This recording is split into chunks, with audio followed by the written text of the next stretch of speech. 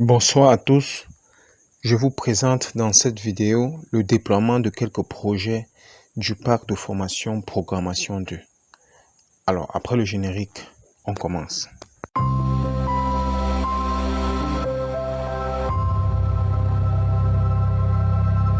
Alors présentons rapidement le contenu de notre parc de formation Programmation 2. Voilà, donc je me rends dans mon disque dur. Nous allons voir ce parc de formation, c'est Programmation Vol 2. Donc j'ouvre et à l'accueil j'ai la fiche de présentation du parc de formation. Et par la suite, je dois m'intéresser au dossier projet. Voilà, dans ce dossier, on a les projets Android PHP. Nous avons 20 projets que nous avons répertoriés et un ensemble de scripts, de projets qui n'ont pas été déployés, que vous allez déployer et voir en quoi ça consiste.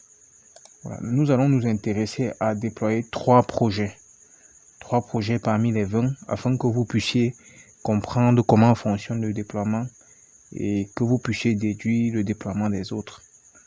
Voilà, donc je vais premièrement copier les 3 projets que je vais déployer dans ma machine. Donc je vais projet 4, projet 5 et projet 9. Donc je copie ces 3 projets et je vais simplement coller ces projets dans document. Alors donc voilà les 3 projets qui avaient déjà été copiés. Donc pour le faire, nous allons installer les différents environnements de déploiement de ces projets. Donc je vais retourner toujours dans mon parc de formation comme ceci. Il y a les logiciels de développement qui sont dans le parc.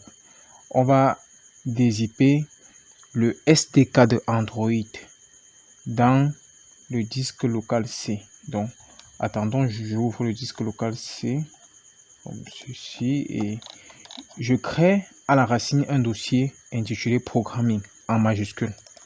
Et dans ce dossier Programming, je vais dézipper le SDK pour Android. Donc voilà, j'avais déjà dézippé le SDK pour Android. Vous allez simplement dézipper ceci dans le dossier Programming. Et vous allez installer aussi VS Code.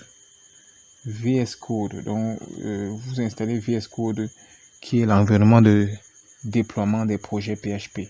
Et ensuite, vous allez installer Android Studio version 2023. Donc voici Android Studio version 2023 que j'ai déjà installé. Et voici VS Code que j'ai aussi installé. Et en plus de ça, avant d'installer même Android Studio version 2023, vous allez installer le JDK 11. Donc parce que ça marche avec le JDK 11 en montant. Donc du coup, vous installez soit le JDK 11, soit le JDK 12, ou le 17, ou le 19, le 21, ça dépend de vous.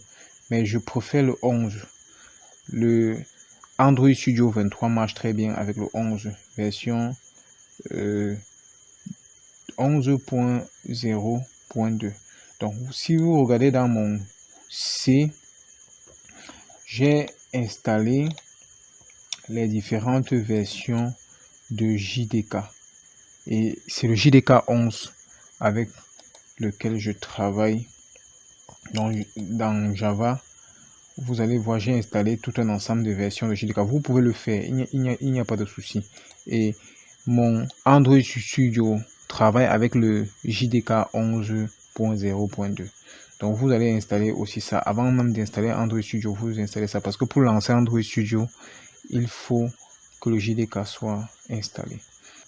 En supposant que tous les environnements de déploiement ont été installés, nous allons maintenant à présent installer le soft qui va nous aider à déployer nos projets PHP. Donc, on va installer XAMPP. Donc, je vous montre la version de XAMPP qu'on va utiliser. Donc, vous n'allez pas... Dans le parc de formation, il y a les XAMPP portables et les XAMPP installables. Donc, je vais installer cette version de XAMPP 7.4.1. 1, la version portable. Parce que le but, c'est que vous déployez tous ces projets-là et que vous puissiez transporter ces projets d'une machine à l'autre sans avoir besoin de réinstaller l'environnement. Donc, ce que vous allez faire, c'est ce que je vais faire actuellement, c'est que j'ouvre ZAM portable version 7.4. Je vous précise bien sur la version 7.4. Je vais dézipper cela à la racine du disque local C. Donc, vous sélectionnez comme ça, vous allez extraire ça à la racine du disque local C. Donc, j'extrais simplement comme ça.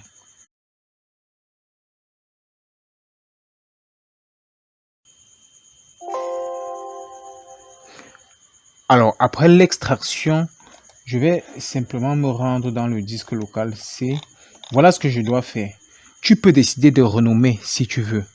Donc, je suppose que je vais renommer et je vais appeler peut-être Tadani Programmation 2. Voilà, donc tu donnes le nom que tu veux. Il n'y a pas de souci. Donc, je peux décider de renommer comme ça. En sachant que ça, c'est mon serveur où je vais déployer toutes mes applications PHP et que je peux transporter d'une machine à l'autre et que ça fonctionne toujours sans souci.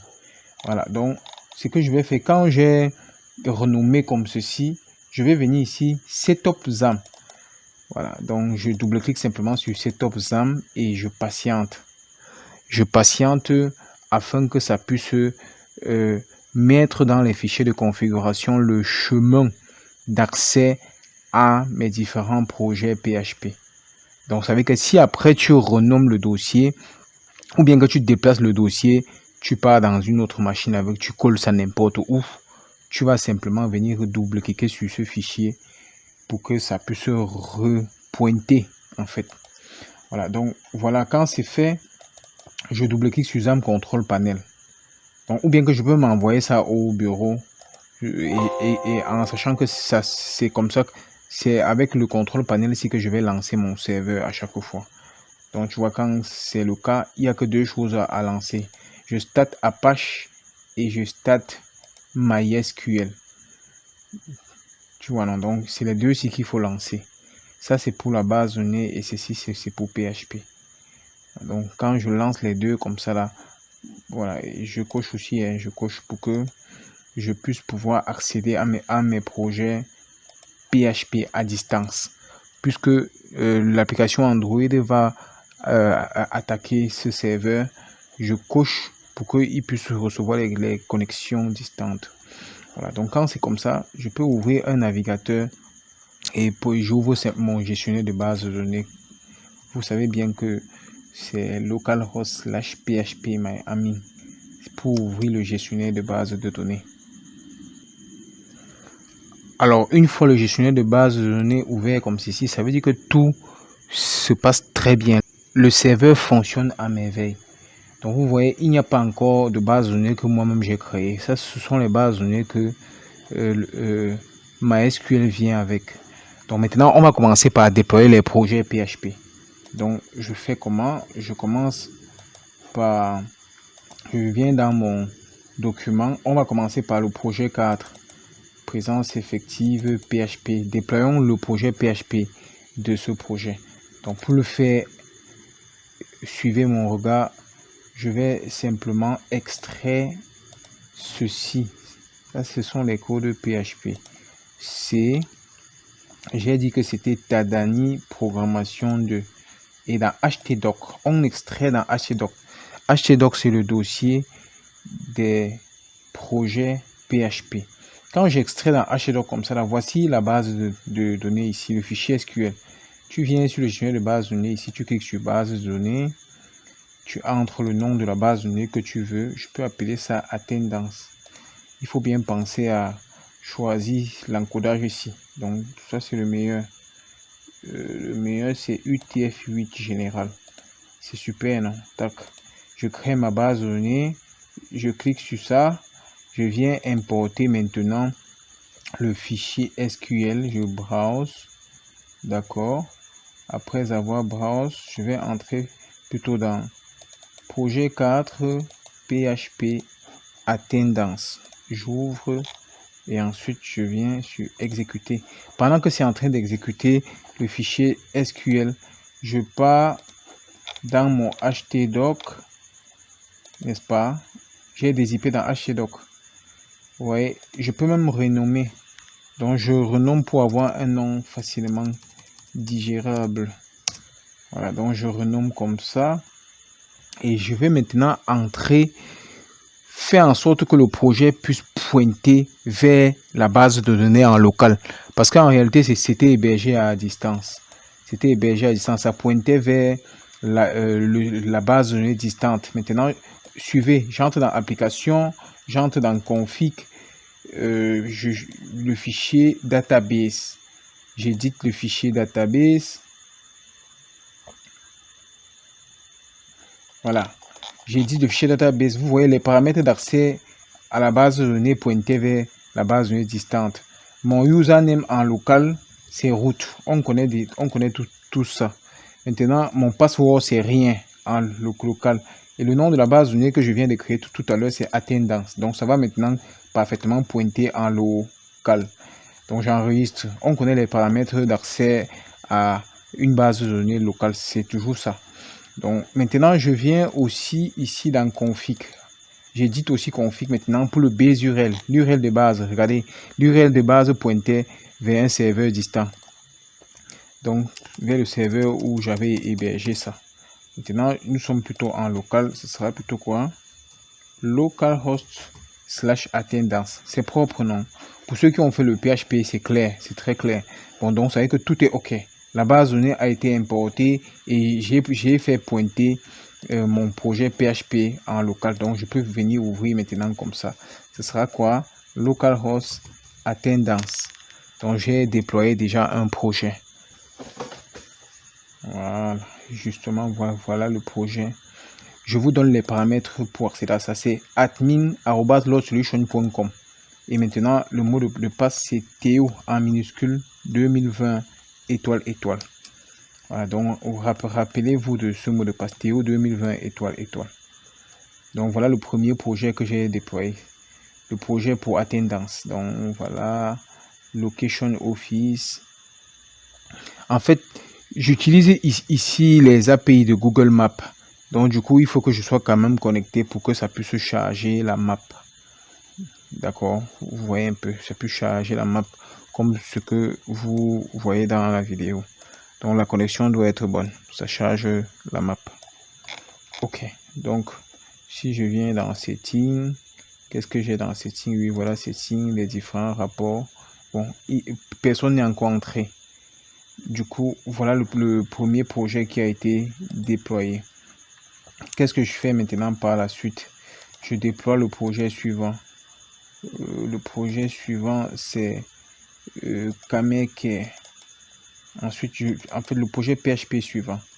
Je vais faire comme on a l'habitude de faire.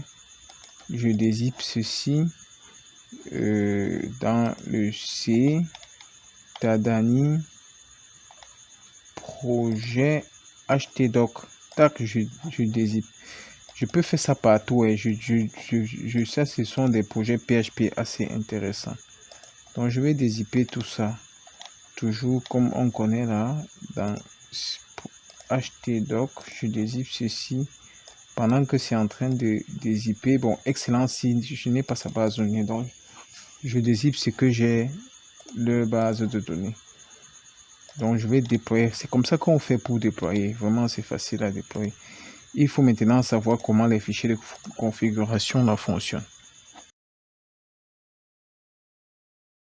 Et enfin, je vais dézipper le fichier hostman.loadsolution.com, toujours là d'où nous connaissons dans le disque local C. Je cherche Tadani projet de htdoc. Voilà. Après que ceci soit fait, je peux créer les bases de données ici. Bon, je vais commencer par créer la base de données intitulée Doctor. Donc je crée la base de données intitulée Doctor. Je cherche mon fameux format d'encodage UTF-8 général. Oui, voici ça. Là, donc je crée doctor et ensuite il faut que je ferme tout ceci. Donc je ferme tout ceci et ensuite je vais créer docteuriste. Donc je peux créer aussi toujours dans database docteuriste. Voilà, je choisis mon fameux format d'encodage. Ok. Voilà, donc je vais créer aussi une autre base de données que je vais intituler. Il y a combien ici là? J'ai créé les deux ici, hospital et hostman. Je vais mettre comme ça, hospital comme ceci. Je mets en UTF-8 général. Et la dernière base de données, hostman. Voilà, donc ce sont des applications qui ont trait à la gestion de l'hôpital. Donc nous allons voir ça concrètement lorsqu'on aura déployé. Alors donc après que ceci soit fait, je vais, comme j'ai importé la base de données attendance, je vais aussi importer pour chacun. C'est-à-dire que je commence par doctor. Voilà, donc je passe sur importer. Je passe chercher le fichier.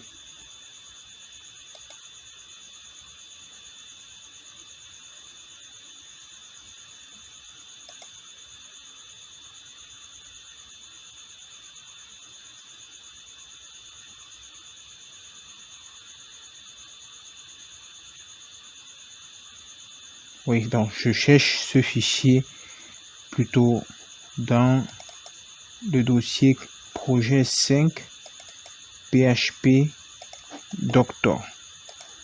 Donc je vais importer ce fichier. Bon, on me dit qu'il faut effectivement choisir le fichier.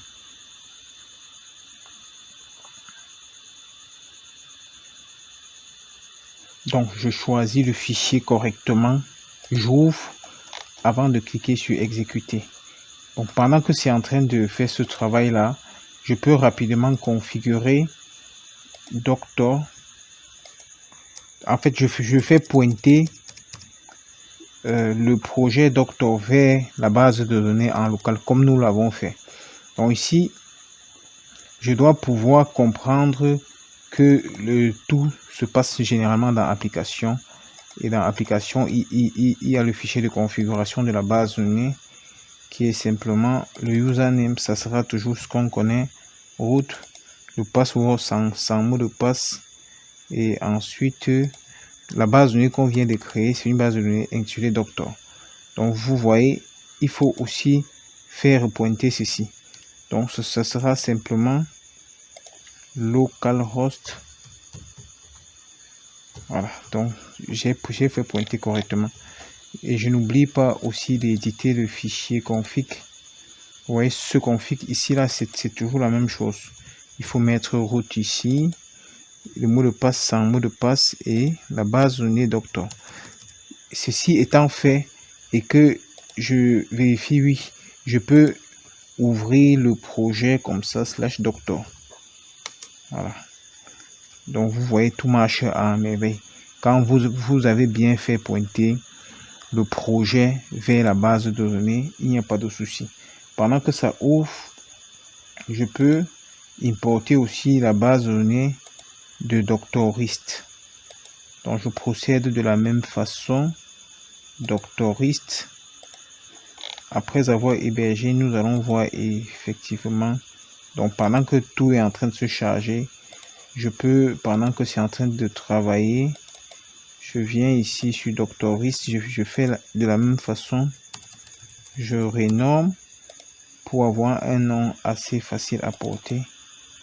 Application, config, database et bon, c'est la même chose. En fait, c'est la routine. Route, sans mot de passe. Doctoriste. J'ai écrit ça comme je vais me rappeler. Doctor, c'est avec ces noms. Doctoriste. Voilà. Donc, je mets ça comme ça. Donc, je copie même. Je pense toujours à vérifier ici dans config pour le base URL, l'URL de base. Vous voyez que il faut aussi faire pointer l'URL de base. On sait comment ça fonctionne. Localhost / doctorist. Voilà, c'est propre. Et ensuite, maintenant, qu'est-ce qui me manque à faire? Il me manque à importer. Vous voyez que j'ai importé la base. Donc, même ceci est déjà aussi bon.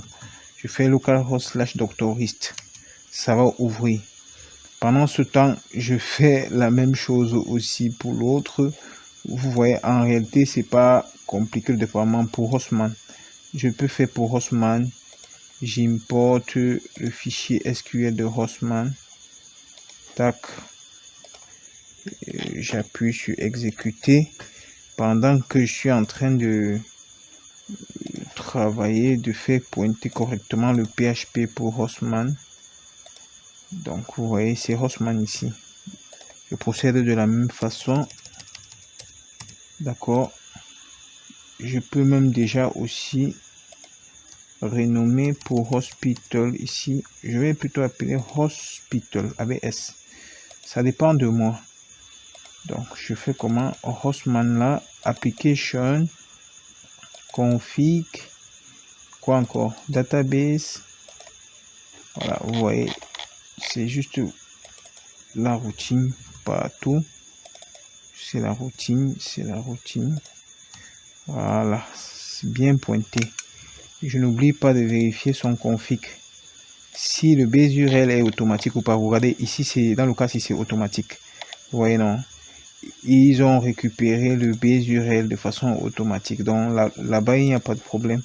Je reviens maintenant dans htdoc. Je fais la même chose pour Hospital Application, config, database. Voilà, donc c'est ici qu'on gère ça. Vous voyez, je fais la même chose. Pour ceux qui ont un peu fait le PHP, ça se comprend très facilement. Voilà, donc j'ai mis ici Hospital. Du coup, je n'oublie pas de vérifier si l'URL de base est... Vous voyez que même ici aussi, c'est automatique.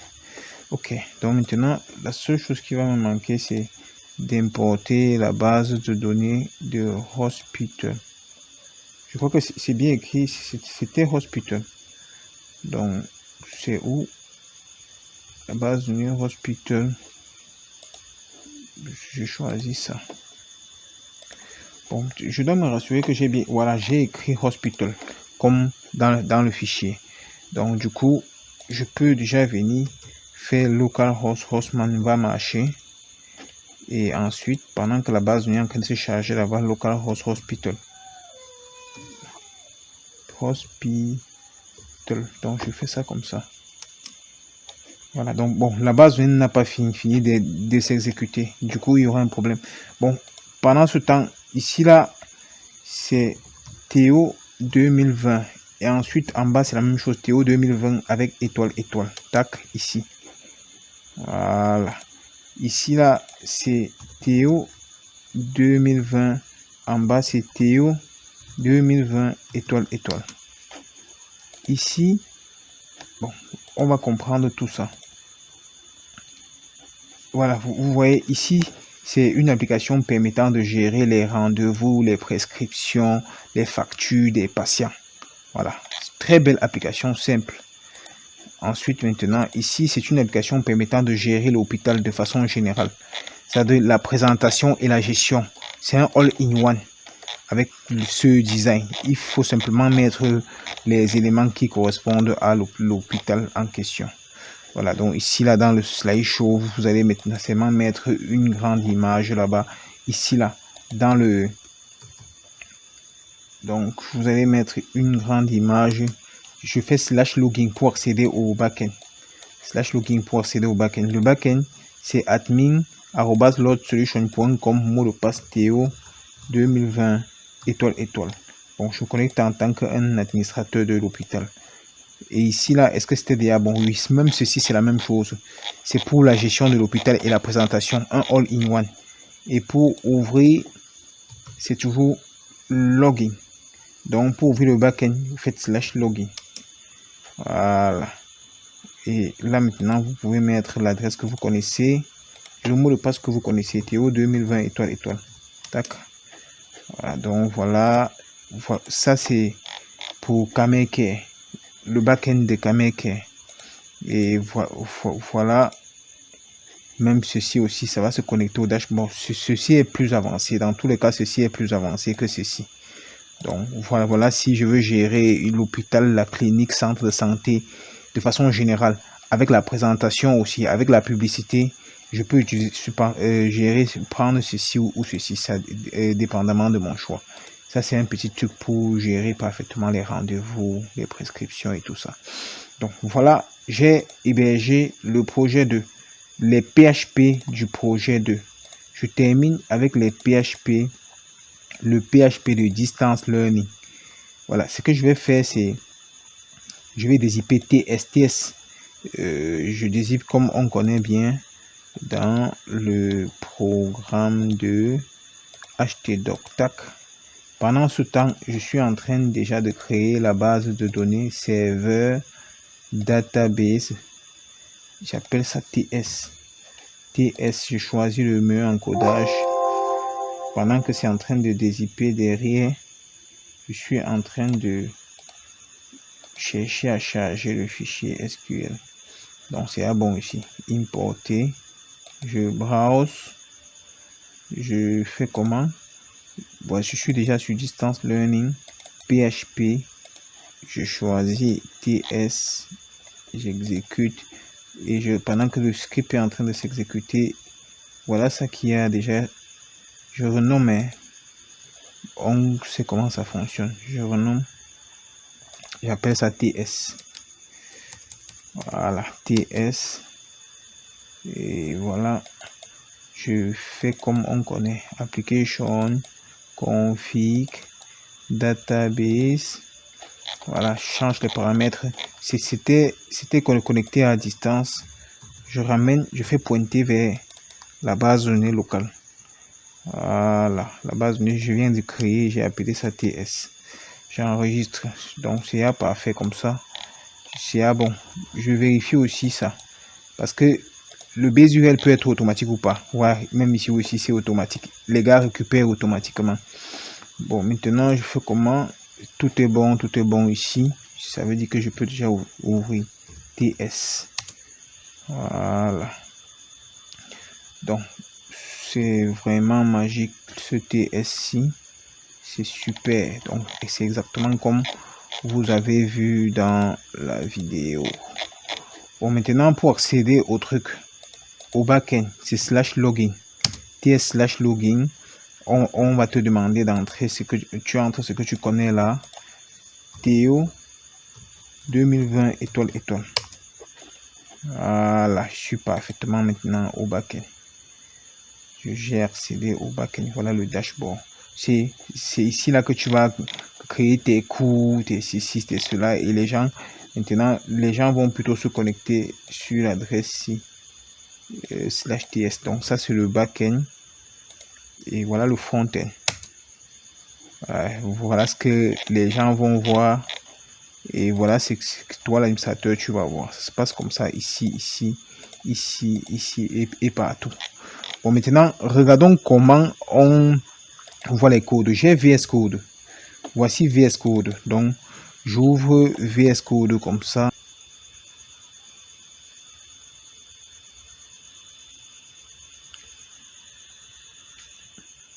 Une fois que VS Code est ouvert, pour ouvrir les codes sources d'un projet, vous allez simplement venir sur Fichier, Open Folder.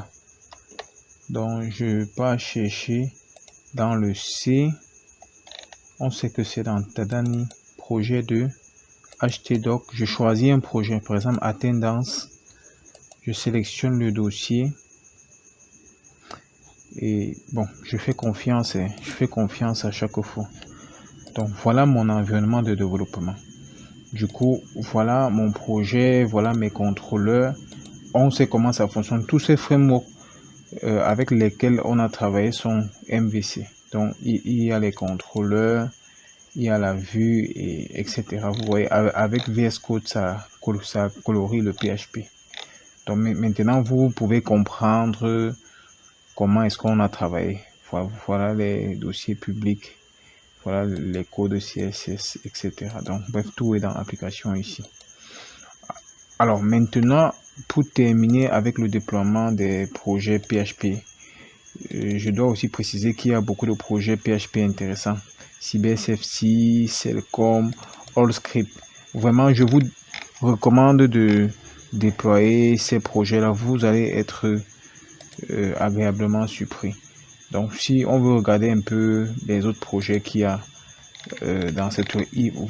Comme par exemple, voici le projet TVB Concept. Donc, si je reviens dans mes scripts là, voici ça. Pour les cercueils, vente des cercueils.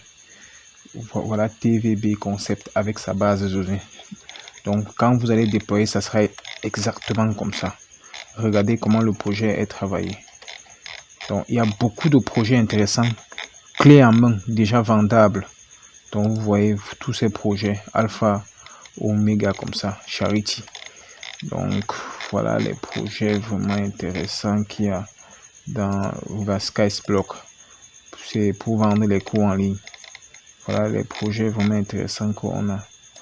Voilà, pour vendre les terrains. C'est dans le dossier, c'est dans le parc de formation. Donc, si vous déployez tous ces projets, ça fait déjà votre entreprise comme ça. Maintenant, ça, c'est pour la crise anglophone. Pour gérer un cabinet d'avocats, etc. Il y a beaucoup de projets intéressants. Donc, on va revenir après le générique pour le déploiement des projets Android. À tout à l'heure.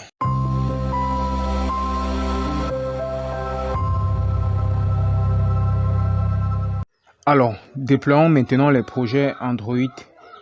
Je vais me rendre toujours dans mon disque dur. Et voilà, dans programmation 2, j'entre dans les projets et projets Android. On va commencer par le projet présence effective. À l'intérieur, il y a Android. Voilà, dans Android, ce que vous allez faire, c'est simplement de dézipper le projet Android, puisque vous voyez bien, c'est un projet Android. Donc, le dossier c'est programming. Bon, à l'intérieur, vous créez un dossier workspace. Bon, vous voyez, bon, je viens de dézipper, je viens de déployer ce projet. Donc, vous dézippez comme ça. Ça sera comme ça. Donc, maintenant, quand c'est dézippé, je me rends dans programming. On va effectivement voir le projet Android dans workspace. Vous avez, ça c'est le projet Android. Bon, quand c'est déjà dézippé là-bas, vous ouvrez Android Studio. Donc, j'ouvre Android Studio. Et il faut noter que la machine doit être extrêmement puissante. La machine doit avoir une bonne carte graphique pour pouvoir utiliser Android Studio.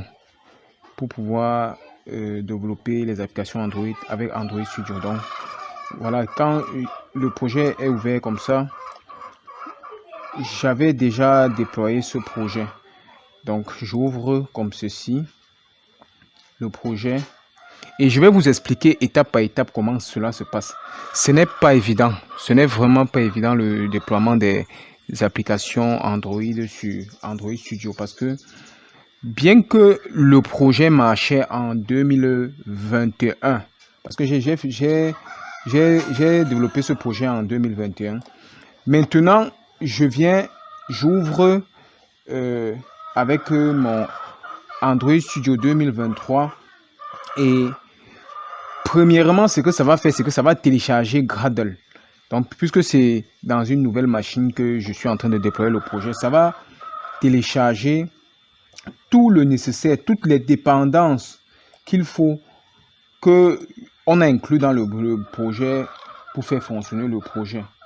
Donc, toutes les dépendances que le projet utilise. Donc, ça télécharge d'abord, ça part dans ton dossier utilisateur Et il y a un dossier .android et un dossier .gradle. Donc, ça va télécharger le Gradle, c'est-à-dire le compilateur que tu as utilisé lors de la création de ton projet et les packages, les dépendances que ton projet utilise. Donc, voilà ce que ça a téléchargé. Donc, si j'entre un peu dans Gradle, vous allez voir un peu, c'est tout ce que ça a téléchargé et ça a gardé dans les différents caches. Donc, mon projet ici utilise le Gradle 6.1.1. Donc, ça a téléchargé ici. Un autre projet va utiliser le 6.5. Donc, ça dépend quand tu vas ouvrir ton projet pour la première fois. Il faut que ta connexion Internet soit stable et que tu as suffisamment de mégas pour que ça télécharge toutes les dépendances. Et bien que les dépendances seront téléchargées, ça ne suffit pas. Hein, parce que il y a au fur et à mesure que Android avance, ils prennent des nouvelles mesures. Donc, il y a de fortes chances que quand tu vas déployer ton projet, ça ne va pas fonctionner. On va te dire que telle dépendance n'utilise plus. On n'utilise plus telle dépendance. Et ça va te mettre les erreurs dans le lot 4 ici. Tu vas voir toutes les erreurs que ça t'a mis. Et tu vas aller débugger ces erreurs-là. Regardez, je suis ici sur ChatGPT. Regardez les erreurs que j'ai eues. Voilà, donc j'ai été obligé de capturer mon écran comme ça et le demander de l'analyser et me dire le problème. Tu vois, il m'explique. À chaque fois, par exemple, j'utilisais le dépôt JCentral. Avant, on utilisait le dépôt JCentral. Maintenant, c'est Maven Central. C'est le dépôt Maven Central maintenant qu'il faut utiliser. Donc, du coup, ce que ça m'a dit, c'est que ça ne voit pas le dépôt là. Attendez, je vous fais voir un peu ce que j'ai débugué pour que ça puisse fonctionner. D'accord, donc si je viens dans Gradle Script ici, j'ouvre Bull Gradle. Bon, ça c'est là où j'ai mis les dépendances de mon projet.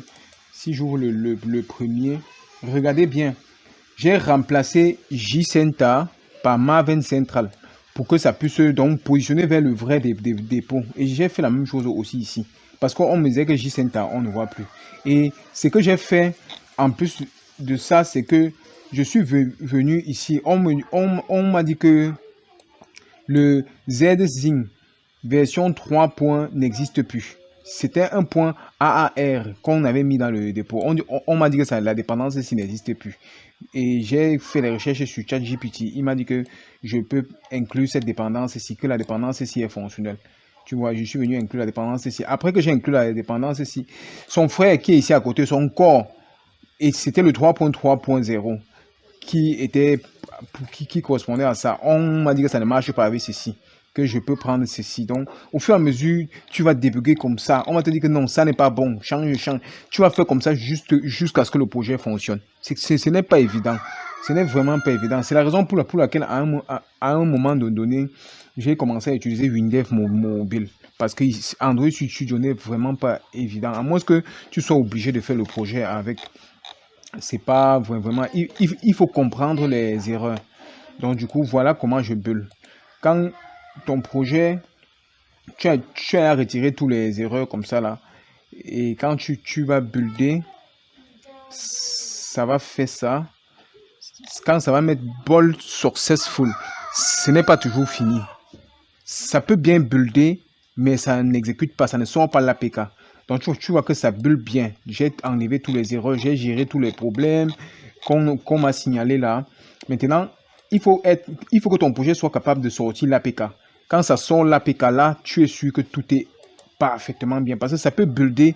Maintenant, au moment d'assembler pour avoir l'APK, tac, ça n'assemble pas bien. Voilà, tu vois que ça m'a sorti l'APK. Ça me met même le dossier dans lequel l'APK debug a été généré. Donc, voici l'APK que je peux maintenant installer dans n'importe quel téléphone.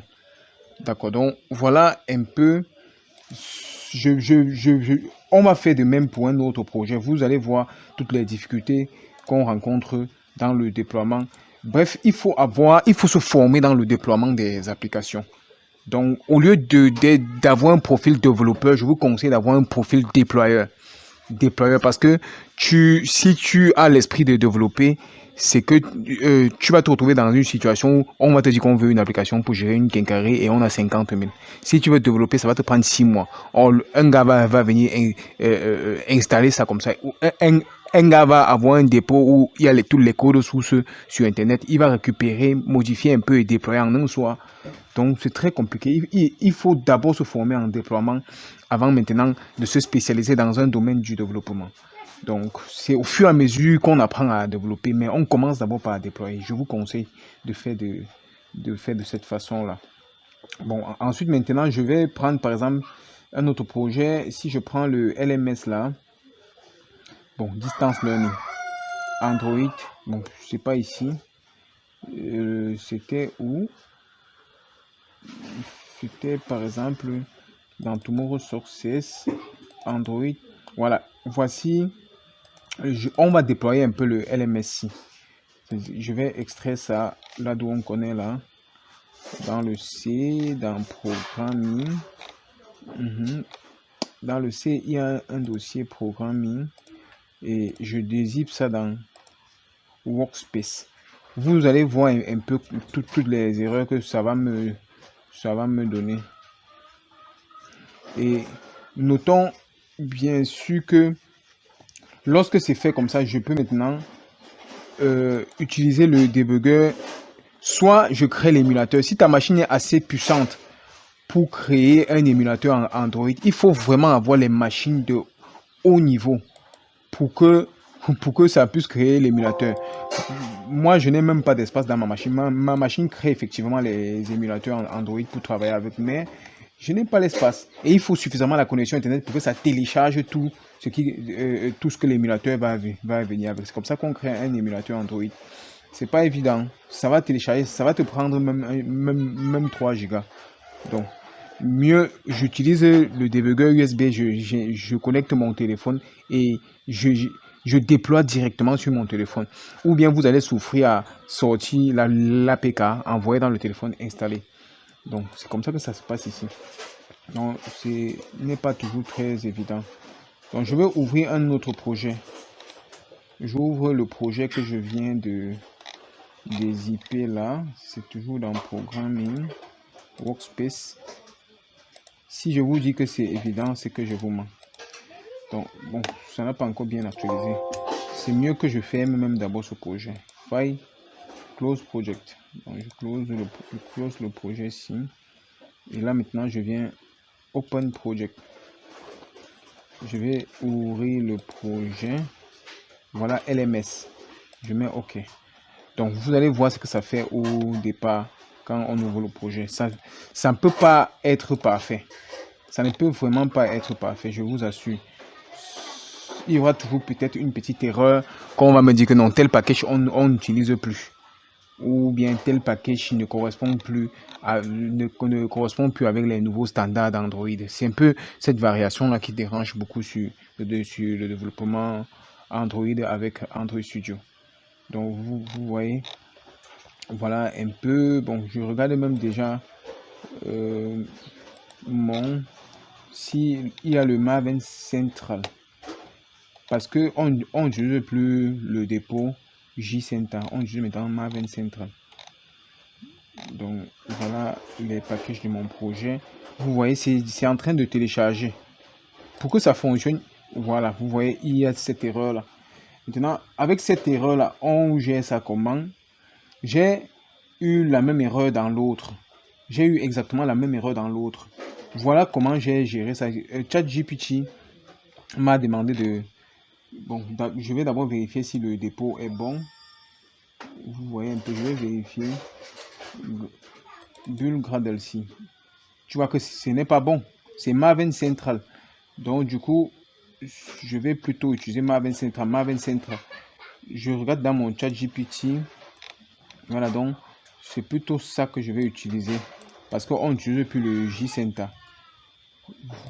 Vous voyez un peu. Il faut être capable de pouvoir débugger quand il y a ce genre de situation là. Donc Maven Central en haut, Maven Central ici, et jusqu'à là ça ne va pas suffire parce que j'ai aussi ajouter la dépendance ci. Parce que j'ai ajouté la dépendance ci, lui, directement dans les dépendances de mon projet. Donc j'ai directement ajouté la dépendance ici. Tu ajoutes ça n'importe où, il n'y a pas de souci. J'ajoute la dépendance ici, voilà. Parce qu'on m'a dit que son.security.valider ton. Donc c'est pour ça que j'ajoute la dépendance ici à chaud dans la liste de mes dépendances et je retraille. Il faut que ma connexion soit bonne pour que ça puisse télécharger tout le nécessaire avec le nouveau dépôt. Vous voyez, non, j'ai changé le dépôt. Tu vois que ça trouve maintenant le Maven Central. Le JCentral, vous voyez, mes dépendances maintenant sont en train de se résoudre. C'est en train de télécharger mes dépendances. Et après que bon, on sait où ça télécharge en fait. Ça télécharge dans point Android ici. Et Gradle a déjà été téléchargé. Je crois que ça utilise le même Gradle. C'est pour ça que ça n'a pas retéléchargé Gradle. Donc voilà un peu. Il faut avoir cet esprit de débogage ici. Oui. Voilà les dépendances de mon projet. Voilà. Voilà. La connexion doit être bonne. La connexion doit être très bonne. Voilà, ball success, tu vois, non, c'est parfait, ça a bien buildé. Mais est-ce que l'APK va sortir? Lorsque l'APK sort, c'est parfait. Franchement, quand l'APK sort, vous voyez comment c'est en train de dézipper toutes mes dépendances. Ça dézippe toutes les dépendances de mon projet. Ça dézippe, ça dézippe, ça dézippe en bas là, ça dézippe, voilà. Ça a bien buildé. Maintenant, si je peux rebuilder un peu encore. Je rebuild un peu. Je rebuild. Vous voyez, ça me met cette erreur ici. On me dit que l'affaire ici n'est plus d'actualité. Vous voyez un peu tout ça. On me dit, bon, il faut essayer de regarder aussi le JDK. Si le JDK, parce que j'avais développé avec le JDK 8. Donc j'avais développé avec le JDK 8. Bon, maintenant, je peux chercher setting, donc projet structure. Il faut que je choisis le bon JDK. Je choisis même le JDK 8. Hein. Je sais pas. Au niveau de mon projet, qu'est-ce que ça dit? Bon, ça ne m'a pas souligné un problème de JDK. Donc, si c'était un problème de JDK, ça devait me mettre en. Donc, c'est plutôt un problème de cette dépendance ci qui n'a pas été résolu. Qu'est-ce que je peux faire? Je peux par exemple venir, je cherche la dépendance là et je vois si les gars ne m'ont pas signalé une mise à jour de cette dépendance là. C'est où? Dans la liste de mes dépendances, c'est où? Exactement. On m'a parlé de... Ok. La version n'est pas assez bonne. Du coup, qu'est-ce que je peux faire? Je fais la capture écran de ça. Je viens un peu sur ChatGPT. Je vais lui demander. Je colle ça dans ChatGPT. Je dis analyse moi cette erreur, cette interface et résout mon problème. C'est pas évident ça. C'est pas évident le déploiement. D'accord. Donc il va un peu analyser tout ça, tout ce qu'il voit sur l'écran là, et il va me dire ce que je peux faire. Il va me donner les recommandations de ce que je peux faire. D'accord. Voilà, donc il me dit que je dois pouvoir un peu changer. Voilà. Très bien. Ok. En résumé, je fais comment? Donc je vais lire un peu là et je vais revenir donc. Alors à présent, le projet marche très bien. Nous avons changé la version de ce package. Vous voyez, j'ai commenté. On m'a dit qu'il faut une version qui est un peu élevée. Et ensuite, on a fait la même chose pour ce package Jigup. Voilà, le package DigUp en question, c'est où? Oui, voici le package que j'ai commenté et on m'a demandé de prendre celui-ci. C'est un package DigUp. Et pour pouvoir télécharger les packages DigUp, il a fallu que j'ajoute en plus de Maven Central. Ça, c'est le dépôt principal de Android. Mais pour aller récupérer les packages sur DigUp, il a fallu que j'inclue cette dépendance-ci. Et que je le fais aussi à ce niveau-ci. Donc pour tous les projets et pour les applications aussi. Donc voilà, maintenant, si je build, ça va bien builder correctement. Et ça ne suffit pas. Il faut voir si le projet peut sortir l'APK. Parce que ce n'est que quand ça sort l'APK qu'on peut vraiment dire que ok, tout marche bien et que il n'y a pas de problème lors de l'assemblage. Que tous ces packages-là sont synchrones. Voilà, vous voyez, ça sort parfaitement l'APK. Donc, c'est déjà bon avec ceci. Je peux maintenant créer mon émulateur. Je peux maintenant activer le débugger USB sur mon téléphone et générer les trucs en direct. Donc, voilà le projet. C'est à vous de comprendre tout ce qui a été fait. Il y a les vidéos de formation et vous allez comprendre les différentes activités qui ont été créées, les fragments, les modèles. Bref, voilà le projet en fait. Alors maintenant, vous allez vous-même vous exercer à faire de même pour le dernier projet qu'on avait là. Donc vous allez, pour que la vidéo ne soit pas très longue, vous allez ouvrir Kameke Android Studio. Faire de même pour ceci. Donc voilà, donc voici le projet Android. Donc je vais plutôt dézipper ceci. J'extrais ça dans le disque local, c'est Programming Workspace. Donc quand je vais extraire le projet là-bas, je vais procéder de la même façon. Ce qui est sûr, ça ne va pas marcher d'un coup, à moins que ce soit un projet qui a été développé avec les versions hyper récentes de Android pour que ça marche directement. Mais si c'est un projet qui a été développé avec les anciennes versions, forcément, il y a beaucoup de réajustements qu'ils ont fait entre temps et tu seras obligé de t'adapter à ces réajustements-là. Du coup, il faut bien comprendre Android. Si vous ne comprenez pas bien comment ça fonctionne, ça sera un peu compliqué. Donc, il faut comprendre les erreurs. Donc, je suppose que je viens toujours faire de même. Je récupère Kameke comme ceci. Voilà.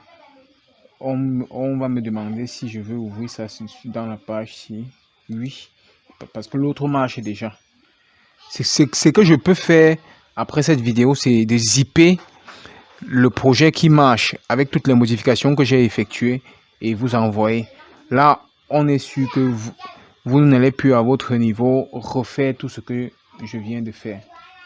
Donc voilà notre projet.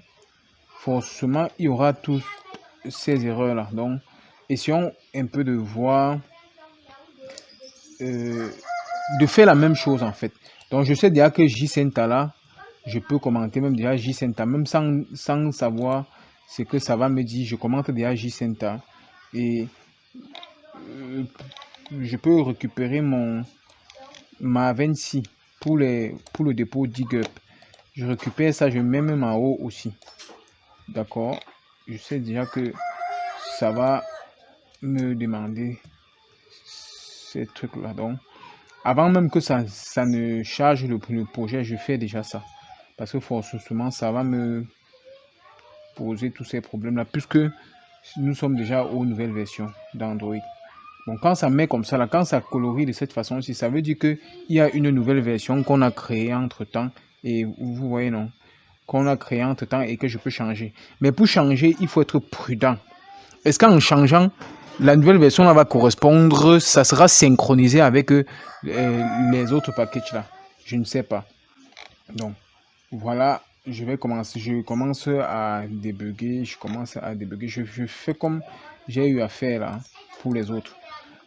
Alors donc je vous recommande de faire de même pour le projet si à votre niveau comme application. J'espère que cette vidéo va vous permettre de pouvoir réaliser vos projets de fin d'études, de pouvoir déployer les projets. Il y a énormément de projets Android, donc vous pouvez vous donner pour mission d'apprendre à déployer les projets. Apprendre à déployer, c'est-à-dire vous faites comme je fais. S'il y a des erreurs, vous allez orienter votre étude dans le déploiement et non un peu plus dans le développement. Le développement viendra au fur et à mesure. À force de voir, vous allez pouvoir maintenant devenir développeur. Mais entre-temps, il faut que s'il y a un marché, vous puissiez déjà encaisser, même si vous ne maîtrisez pas de fond en comble les codes sources, mais que vous puissiez déjà déployer comme ça jusqu'à installer chez le client. Les nouvelles fonctionnalités qu'il faudra ajouter, vous pouvez maintenant vous concentrer pour faire ça, mais que le projet marche déjà à 80%. Merci de votre aimable attention. Du courage.